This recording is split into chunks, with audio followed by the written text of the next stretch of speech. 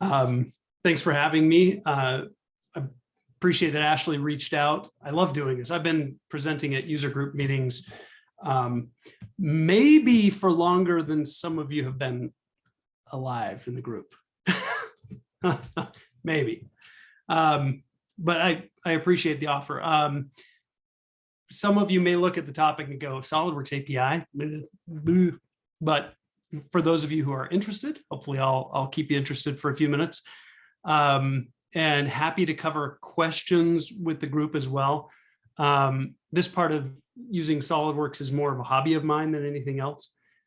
Just to give you a little bit of background, I'm based in Salt Lake City, Utah, so not too far from Phoenix.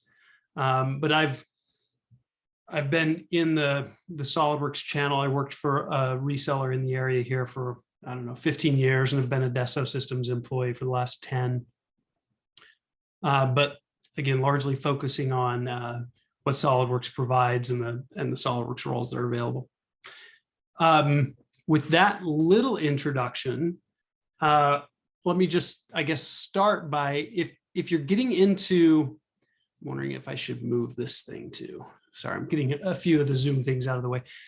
If you're thinking about using macros in SolidWorks and you haven't before, that's really what I'm going to jump into, is kind of an introduction into how you can use them, a simple example of how they're used. And if you've already done this before, throw out some questions or ideas, and I might need some help with somebody verbalizing some of those because I'm not sure I'll be able to watch the chat panel and this at the same time. But one of the biggest pieces to success with the macros in SolidWorks are being good at recording exactly what you want. So I'll tell you, there are a lot of things that can record really well with the macro recorder. And then all you have to do is a little bit of code manipulation to get a really functional tool. You can automate a lot of just tedious tasks. That's kind of what got me into doing the API with SolidWorks in the first place, was just, when you've got to do something repetitive or tedious, it's much easier to just write a little routine, use it over and over again.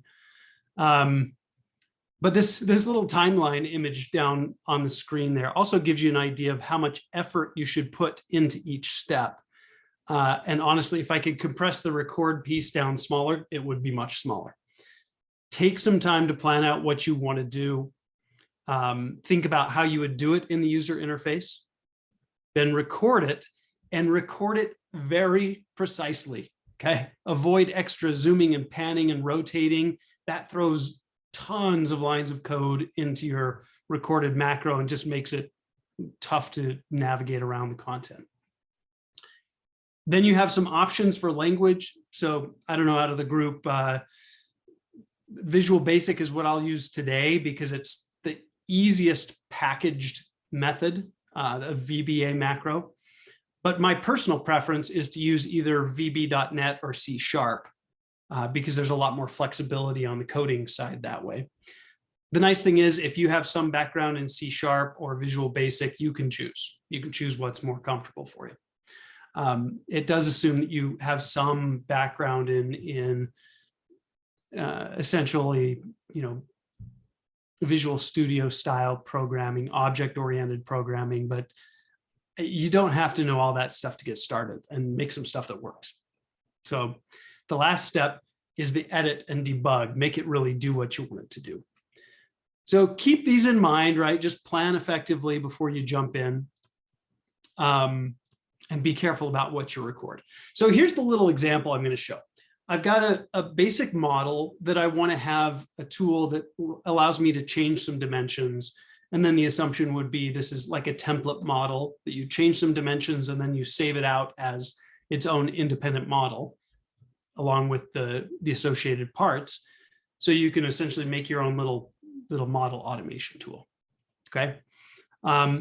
In the model, there are 4 dimensions that I'll be tweaking. So we'll take a look at how that works. And I'm just going to go ahead and jump into recording here first. Where's SolidWorks? It's running in here somewhere. There we go.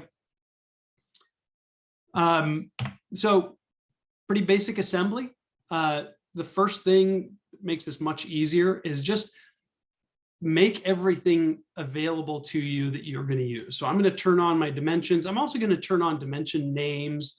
And I've gone through and given these some meaningful names, because in the code, you'll see these called out by their dimension name and by their full name, bev diameter 1 at sketch 1, for example. So sure helps to have some meaningful names instead of D5 at extrude 3. So do a little planning ahead of time so it's easier. So again, my goal for this first step is just to change these dimensions and have a tool that I can use to modify them. So even clicking on the screen, if I record myself clicking on things, it's going to end up being in the code. So minimize the behavior in the user interface as much as possible. I'm going to go ahead and turn on the macros toolbar. That's just a quick way to get that available. And I've got 2 screens and I don't see the macros toolbar that I just turned on. I think I turned it on.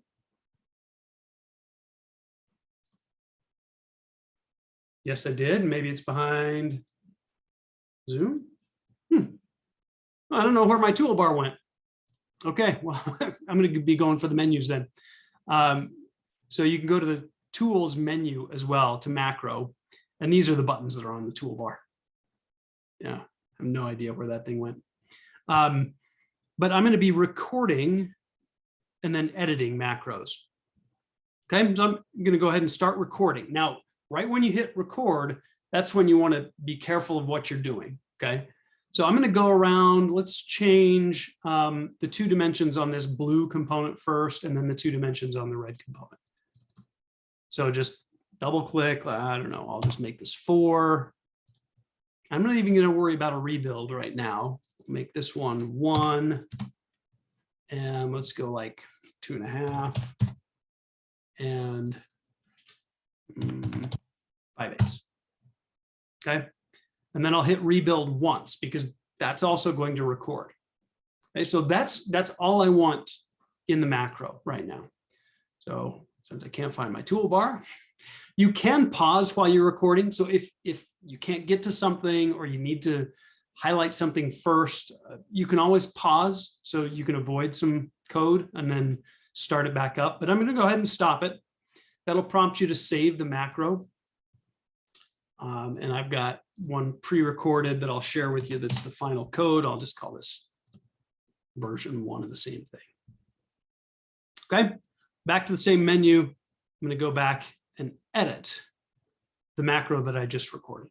There is a system option setting that you can turn on to automatically edit macros after you record them. That's certainly more convenient, but not a big deal. I'll go find that macro. I failed to mention, when you do save for the first time, that's when you can select the code type, whether it's a VBA macro or, and let's see if I can get some zoom going here to make this a little easier to see.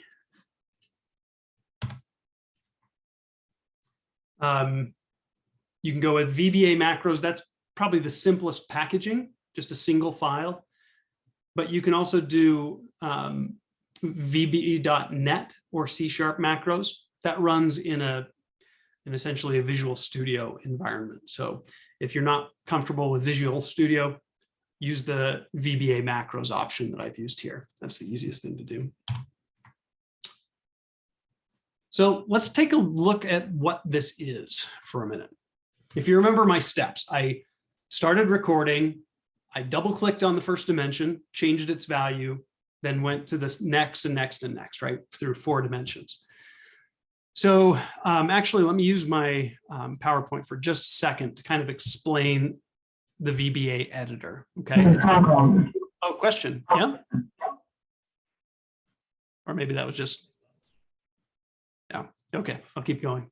In the Vba editor, it'll have the code window of the code that you're working with. There's some tools up above in the toolbar to play the recorded code, to pause it, to stop it, obviously save. You can have multiple code files in a project like this, but they're all embedded into this one VBA file. So even though you could see multiple modules and things, I'll show you more about that. But the top, and you'll see a break in the top here, these are global variables. So if you've had any programming background, this means these variables are accessible anywhere in your code, okay? And in Visual Basic, the syntax is you always declare a variable by using the statement dim, use the name of the variable, and then what is it? You declare it as some kind of bucket, if you will. An object is the biggest bucket. This can connect to anything, okay? Boolean means true or false. Long is a long integer. I don't know, it holds something over 1 million. I can use characters of 1 million or negative 1 million, something like that. Big integers. The bottom half is your procedure. All right. In Visual Basic, it always starts with the name sub, like a subroutine. The name of the routine or the procedure, it's main in this case. And then any arguments for that procedure go in parentheses. There are no arguments in a main procedure. Okay, it just is going to run, and down at the bottom, you'll see end sub. So all the code that really does the work is between main and end sub. Okay, so all of this stuff in here is doing the work. So let's jump back to the code window for a second here and focus on that. There it is. Okay, one thing I'll mention is that it's declaring the SolidWorks application, and I can tell that because it's also setting this variable named SWApp. Could be named anything, could be named David if I wanted it to be. It's just a variable, but it's connecting it to the SolidWorks application. This was recorded for you. So as soon as it hits this line, it's going to connect to the running application. But it's declared as an object. That means a variable that can hold anything, not just SolidWorks. So I want to briefly introduce you to the concept of a library. Okay, code libraries are precompiled libraries of object types or types. SolidWorks comes with a library that's already connected to your projects, and the name of that library is SLDWorks. Okay, and to pop up this little menu, I just hit Control Space. But that little icon means this is a library of objects. Okay, and inside that library of objects is, by the same name, SLDWorks. That's actually the application connection. Okay, so what I've done here is changed this variable. So it's not just a big bucket that can hold anything. Now it's a bucket that can only hold the SolidWorks application. I hope that analogy works for you. And I'm going to declare part, even though it's part, I'm working in an assembly. So it just gave me a default variable name. I'm going to leave it as part, but I just have to kind of remember in my head that's really an assembly. If I want to go rename that, I'd have to rename it everywhere part is referenced. So I'm just going to leave it named part. But this is an object type called model doc. In fact, let's go from the library. And I'm going to specify model doc2. Now you may wonder, well, why did you choose model doc2? And I'll show you something in the presentation for a moment. There's a tree structure behind all of the objects in SolidWorks. From the SolidWorks application, you can connect to the model doc object. That's essentially in most cases, it's the active document. Or you can open a model doc, and that could be a part, an assembly, or a drawing. And you'll see these are kind of treed off of model doc2. Okay, they're essentially an associated type. So a part doc, that's specifically a part file, SLDPRT, is a model doc. A drawing doc is a model doc, and an assembly doc is a model doc. They're just specific types, right? You can imagine from the model doc interface, you can do things like save. But from the assembly doc, you can do things like insert component or add a mate feature. In the drawing doc, you can get to the views of a drawing. Okay, so there's some things that are consistent through all three of those. And that includes things like the custom property manager for parts, assemblies, and drawings. You can just get to that right through the model doc object. You don't have to worry about whether it's a part, a drawing, or an assembly. Really common programming activity is to make something for custom properties. One we'll see here is the select by ID method, and we'll see a couple other object types. This is a very simple view of this object tree. The real SolidWorks object tree is massive. I mean, there's all kinds of stuff. Anything you can make in SolidWorks, you can connect to through the API. But I wanted to at least give you that quick view. We'll come back to more of how you can find more about that, but back to the code window. Okay. So the reason I mentioned a little bit of that was because I've declared this part as ModelDoc2. So it's more specific and it'll help me in my code. I'll show you how that works in just a moment. But then when the procedure starts, it says, okay, I'm going to set the SolidWorks application variable that's declared up here to the SolidWorks application. Okay. Then I'm going to set the part variable to inside of the SolidWorks application is a property called active doc that just gives you the active document that's currently open. So if I flipped screens to a drawing, this line right here would connect to the active drawing. And then I'd have a drawing doc and I could do things with views and et cetera. Okay. Now, the first line that does anything more than just making those connections is partdoc.extension. Okay. This is kind of an odd too deep address here, if you will. The model doc 2 got so full, there's a limit in coding as to how many sub objects you can have in an object, how many properties and methods, and they ran out. They used so many in model doc 2 that it filled up. So they made another extension object hanging off of model doc so they could give you more methods and properties and other objects. So that's why we have this extension in there, and that's why you may have noticed extension on the slide. But the select method that gives you the ability to select things by their name or by a graphical location on the screen is called select by ID 2. Okay, so when I double click on a dimension, it is selecting it. Okay.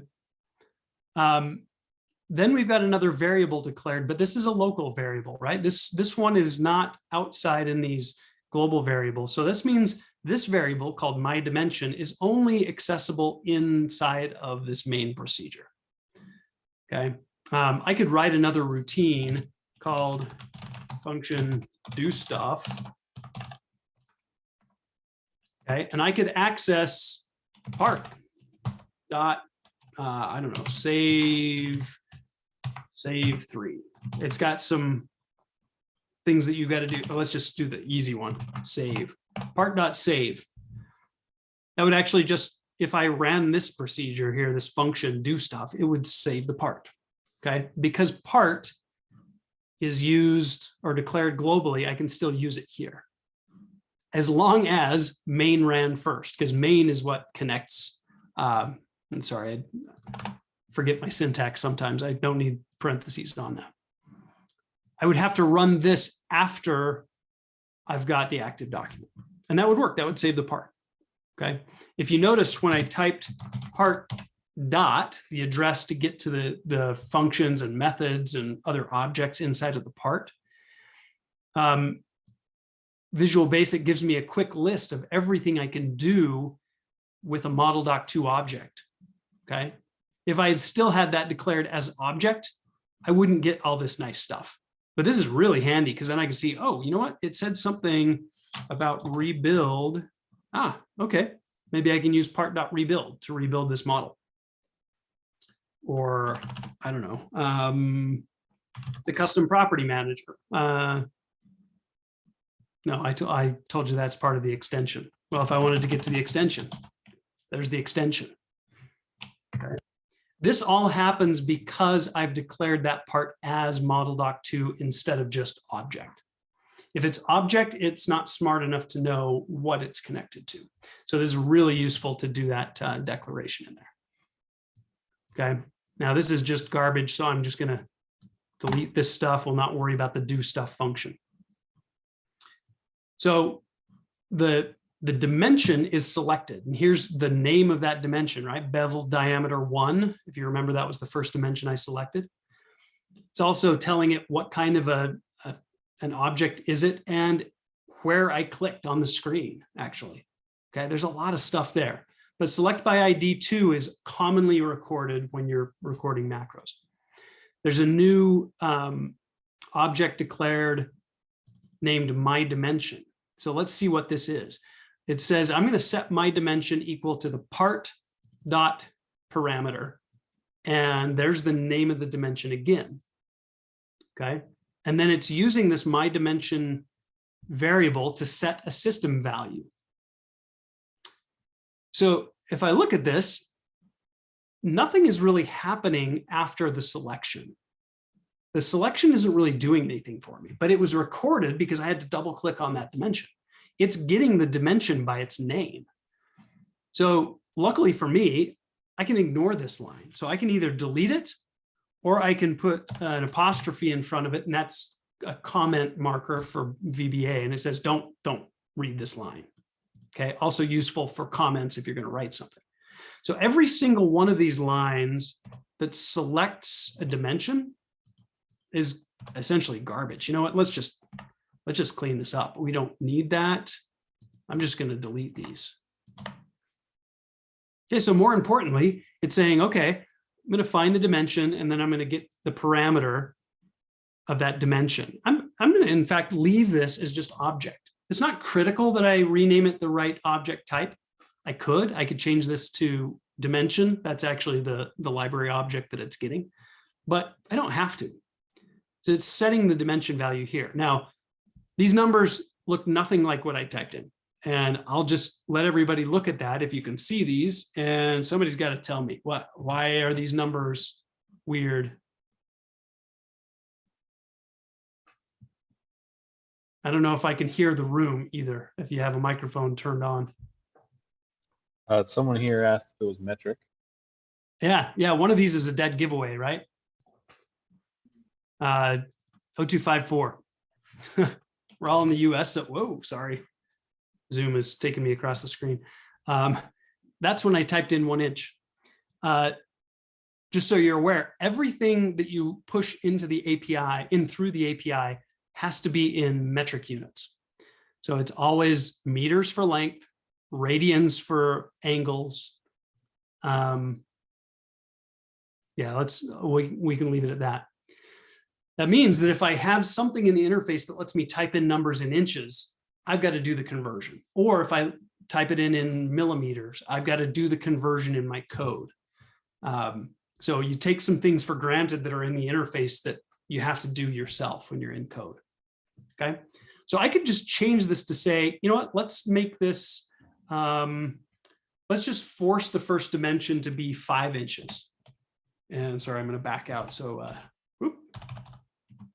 we can see this. And so I'm going to multiply that by 0254, so it'll still pass the value in meters into that first dimension.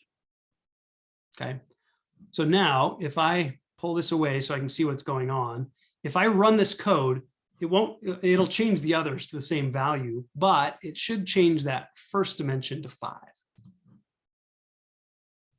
Okay, so that's cool. That worked. Okay, if I try 3 and run it again, and you just hit play there on the tool and it runs it again. Okay, so that's working, but I'm guessing none of you want to go through and have to type in numbers into code to run a tool. That's not going to be very useful, right? One other thing I want to point out at this point, because I'm guessing some of you have questions about where do you find all these names? How do you figure out what everything's called when you have that long list of methods behind the part? How do you know what to use? Yeah, I made the comment here that recording a macro is never perfect. use the API help. Okay, this is extremely valuable because for every object type, like model doc 2 here, it'll tell you all of the members, all of the properties, all of the methods. Methods are things like get and set. They'll change that object. Properties are things like from the model doc 2, you could get the extension that I mentioned earlier. Material property values. You can get that information, so then you can do something with it. You can get the feature manager of that part. So then you could start traversing the feature manager objects if you wanted to, okay? But one thing I'll point out, I have a personal preference here. With the API help, I really kind of, for navigation, I prefer the local help. So I'll often turn off the web help option. The web help's still good and it's in a browser and you can get to it anywhere, right? That's helpful, but I'm going to turn off use web help to get to the API help here. Just because I find that interface more useful. Here it is right here. Okay. So you can browse through the contents. This is a great place to start learning. Like here's the SolidWorks API overview, a bunch of other APIs for PDM Professional, routing, simulation, toolbox. It has getting started recommendations for, you know, what to do with macros, how to record, how to run. There are all kinds of good examples in here. But if you just wanted to explore like model doc 2, there is one little trick. If you just type in model doc 2, it tells you see I model doc 2 interface. I'm not going to get into why there's an I in front of that. Just go with it. Does have an I in front of it. There's numbers on some of these objects. Always use the largest number whenever possible. That's the latest build. Think of that like a revision value on that. So the interface itself will tell you a little bit about that object and give you example code snippets here that you can jump into and say, hey, how do I do an equation driven curve? Cool, I can explore that. Tells you a little bit about it in the remarks. And if I dive into members, these are all of the things that you can do with that model doc 2. Okay, there are all kinds of things you can add, create, set, edit, get. And this is for you to explore. If you're interested here, this is the best place to go. What I always do is do some searching for what I want to do, and then try and backtrack the model tree to get to the path that I need to end up. You know, like for example, a sketch line. You have to go from the sketch line, or to get a sketch line, you have to come in through the sketch object or a selected object. If it's a sketch object, that comes from the feature tree often if you want to get to it by name. And the feature tree comes from the model doc. So there's a path to kind of trace your way back to each object type. Okay, that's a little more background. Let's get back to the macro and see if we can make this a little more interesting. I think I've got this in my PowerPoint just to outline. Sorry, resume. And Mike, we did have a couple of quick questions here. Yeah, please. The Vba Editor, I was doing a quick look on that to see where that was. Where do you actually find the Vba Editor? Well, whenever you go into SolidWorks and just say, I want to edit a macro that you've recorded, it'll open up that VBA macro editor. So it's not something you launch separately, unless you're running C# or VB.NET. So if you're using a .NET language, then you actually install Visual Studio on your machine, and SolidWorks uses the Visual Studio interface. Even then, you can still just say, I want to open from SolidWorks. I want to edit a macro, pick the macro, and it will launch the editing application for you. Does that cover the question? Absolutely. Thank you so very much, Mike. Yeah. So let's talk about a couple different input methods, because obviously trying to type your numbers into code, that's not great unless you're trying to do something always the same. And then why do code, right? Super easy. Skill level 1 is an input box. Well, these aren't very smart, but they're super easy. Okay. Level 5 is build yourself a user input form with boxes that you can type data into, checkboxes, drop-down lists, whatever you want to build, and then buttons that run the code that you've built. So I'm going to take, let's see, I think I've got 15 more minutes. That's agreeable. I'll try and give you a quick example of both. And realizing that this is a little bit fast and furious, let's do this. So first of all, an input box, this comes just with Visual Basic. If I type in input box and then put an open parentheses, it gives me prompts that I can enter in, okay? The only one that's required, and if you can see this, I'm going to zoom in on this just one more time. Prompt is the only one not in brackets, which means prompt is a required field, okay? The others, title, default, position, help file, context, are not required. And then at the end, kind of like our variables, it says as string. So it's going to return back text, a string of text. Okay, so that means you could type hello world into this input box, and when it tries to set the dimension to hello world, you're probably going to get an error. So you've got to do your own error handling based on the user input here. So I'm going to try and help the user with a good input. I'm going to back out again here. Enter dimension for the red gear OD. Inches. So that way, if they mess up and send something else in, it's their fault. Okay, but I've got to hold that somewhere so I can use it in this next line. So I'm going to make myself a variable to hold the value here. So you create a variable by typing dim, give it a name. I'm just going to call it V, but I really want a numeric value. So I'm going to say as double, and double is a double floating point number, if that means anything to you. It's basically a big giant bucket for numbers with long decimals. So that'll handle any number I can throw at it. And if I say V equals the results of that input box, Visual Basic is forgiving enough that if it sees just a number typed into that input box value, it'll turn it into its respective number. So I don't need to worry about any converting of units or anything like that. So let's try this out. I'm going to replace the 3 with my variable V. Since I'm assuming inches, I still want this to come in and be converted to meters. So I still need to use that, that conversion, right? Okay, so let's make sure I can see my SolidWorks and my macro and fire it up, hit run. Okay, actually, let me show you a debugging trick while we're at it. I'm going to come over here and click in the gray bar next to the line where it sets the dimension value. That's a stop or a break point in my code. So now when I run, it'll run all the way down to this red marker.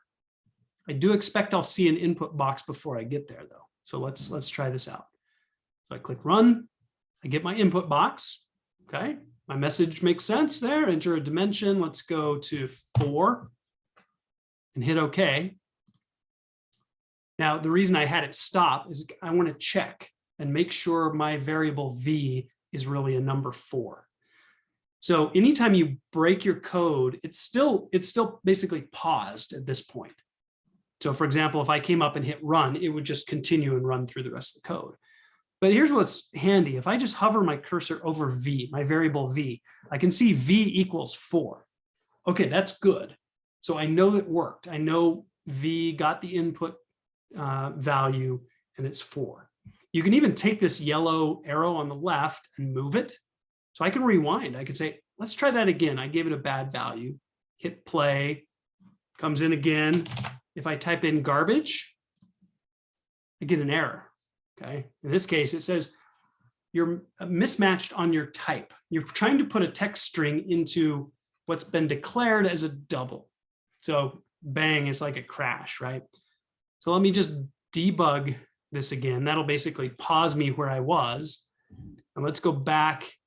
Well, we'll stay on that input box line and run that again and put in 4. This is a handy way to debug, right? And so now if I hover over 4, it's a good value. In fact, I could even highlight 4 times this, whatever, my conversion, and I see the value in meters. So I can kind of check my values as I go along. Okay, that looks cool. So let's see if I just hit play. Bingo, that jumped up to 4. So I had a simple input box. In fact, let me just show you one other thing I failed to mention. It's setting all these dimension parameters, right? This setting them to the system value, bang, bang, bang, bang, bang. And then check this line out right here. I bet you can figure out what that does. Part.edit rebuild 3, it just does a rebuild. It recorded that, so I don't even have to worry about it. It's got the rebuild in there for me. Don't have to think about it. It's even got a clear selection. So if something was still selected out there on the screen, that clear selection call would just like clicking in the white space on the screen, it just clears selections. So those 2 lines, it's great that they do that. I don't really have to worry about them. In fact, I could even put a comment in here, rebuild the part, so that in my code, I know what's happening. So I could repeat this line and just copy and paste it down and give it a different prompt in front of each of these numbers when they're entered. Let's try something a little more interesting. Let's try a user interface. So I'm going to comment out those 2 lines. And I'm going to actually use my do stuff function. I'm going to take all this code. I'm going to cut and paste it into do stuff. Okay. And I mentioned to you that functions and methods, and sorry, I get fussy about just formatting, not critical. These can have input values. So do stuff, I could say, I'm going to have D1 as a double, and D2 as a double, and D3 as a double, and D4. Oops, not a date. Make sure you use the right data types. So now from main, I can call do stuff. We'll have a little shortcut, control space on the keyboard will write out the rest of a variable or function if you've already got them. So then it's saying, okay, what do you want for D1, D2, D3, D4? I'm going to come back to that, okay? But we're going to run do stuff after I show a form and fill out some values. So think of it this way. I'm going to show a form to the user. They're going to fill stuff out. They're going to hit go. And from that form, I'm going to collect the values. I could do any checking to make sure, you know, they didn't type in a string or something, some garbage or limits on dimensions or anything like that before I run do stuff with the values I collect from the form. Okay, so first thing I need to do is create a form in my macro. And right up here by the save button, I should probably save my changes here since I've been working on this. Inserts a user form into the macro. Okay, so let's insert a user form. And pretty simple. I'm just going to, make this really basic. I'm going to put in a text box for one value. And it gives you down in the properties panel here on the left, it gives you what these are called. The name is text box 1. I'm just going to simplify it to TB1. And I'm going to copy and paste that. Call that TB2. Paste again. Okay, and you can pretty these up all you want. I'm not going to be very pretty. This is just going to be functional. TB4. Okay, so now just to make sure, if I click on these, I can see that they've been named TB1, TB2, TB3, TB4. I name them so that in my code, I can reference this text box by the name TB4. Text box. That's the reason I did TB. I need a button, right? So from this same little controls toolbox, I can grab the command button. There it is. By the way, there are lots of other controls you can add into a form like this, but these are the really common ones. Put the button in here, And I'm going to change the text to say rebuild. Okay. Now, the name of that button is command button 1. I'm not going to worry about that quite yet, though. Okay. In my code, oh, and I actually did something wrong. I'll fix that. I just realized. Back here now in my tree, this is like a SolidWorks object tree, right?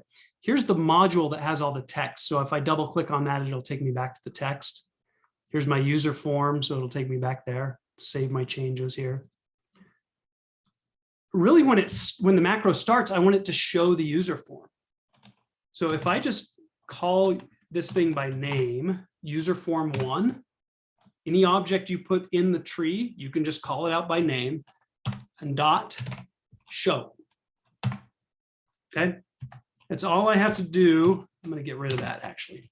We'll get back to that in a minute.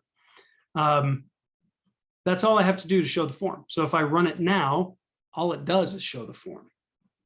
The rebuild button doesn't do anything. I can type anything I want in these. It's not really doing anything yet, right? But the code is launching the form because that's all the main procedure does. So back in the form, when I hit rebuild, I want it to run do stuff. So let's see how we do that. Let's go back to the user form. So to get to the code for this button, all I have to do is double click on the button. And there it is. So here I can call do stuff. Even though it's in another code module, I can still call it from here. Now, as I mentioned, right, we want D1, D2, D3, D4. Well, I can just call these by the text box names. tb1.text is D1. tb2.text, tb3.text, and .text is the value inside of the text box, and tb4.text. Okay, so if I've done this right, when the form launches or when the macro launches, it'll show me the form. I can fill in values. Now I should probably put things in like labels to say this is the red gear OD, put some stuff in there so it makes a little more sense. These are just labels. You could clean this up and pretty it up, but for sake of time, let's see how we're doing. And if I go back to the main and save this first, run it. Okay, let's try 3.5. And, oh, you know what? I bet you might remember that I've forgotten something in my code too. Let's bail out of this. I'm going to close this. And all that did is close the form. Down here in my code, I forgot to reference on the dimensions D1, D2, D3, and D4. So sorry, D1. And let's make this easy. I'm just going to copy this. And this will be D2. This is D3. And this one is D4.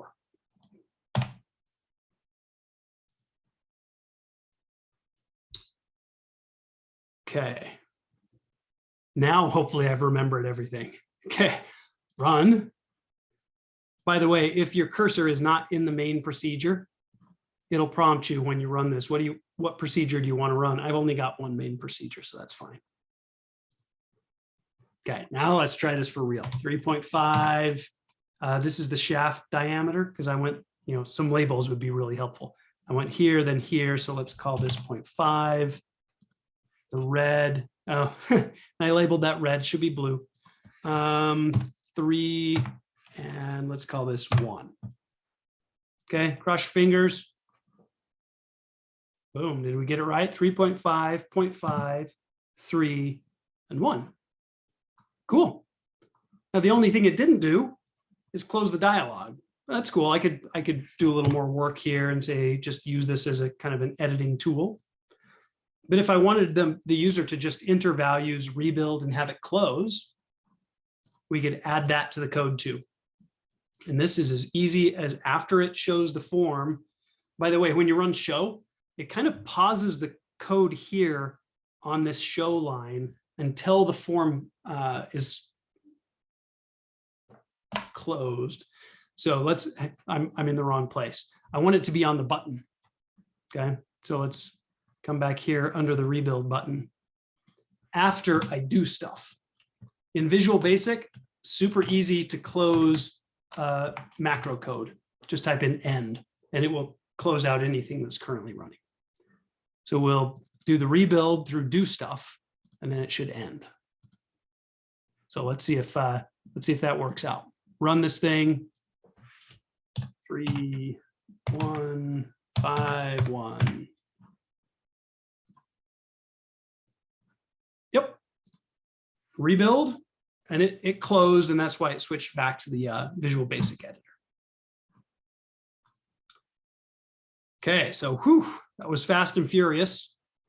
I mentioned a little debugging here. Use those breakpoints and use the little yellow pause points. That can really help when you're trying to check for something. One of the most common errors that you'll get is this one. An object variable, ignore the with block. A variable is not set. Okay.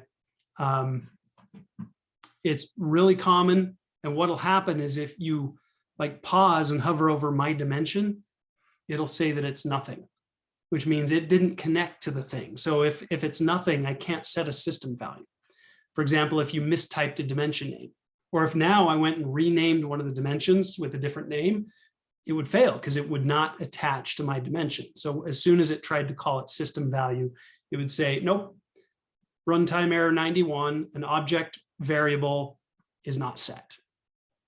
So then step through your code and hover over these and see where you get nothing. And then you can try and find the place where something isn't connecting. That's a really common error, and that's what it comes from. I think I've gone a couple minutes over time, so just a couple follow-up items. Where can you go to learn more if this piqued your interest? And I hope it did. If you're not already someone who writes code, feel free to go to the SolidWorks user forums. There's a great API community in that forum of users who are just API gurus. Tough questions, easy questions, they're all happy to answer those. This QR code that I'm showing on the screen here is that forum. If you're not a member already of the forum, I would encourage you to get in there because there's questions about everything SolidWorks. Plus, it'll give you a little taste of 3D Experience and 3D Experience communities. I do have a book available if you want to go whole hog to learn the whole thing. It's called Automating SolidWorks Using Macros. It's available on Amazon. Hit me up on this 3D Experience platform. So once you're in there with this QR code, you can tag me in a conversation. Just use @Michael Spence. If you don't remember my first name, try and remember my last name.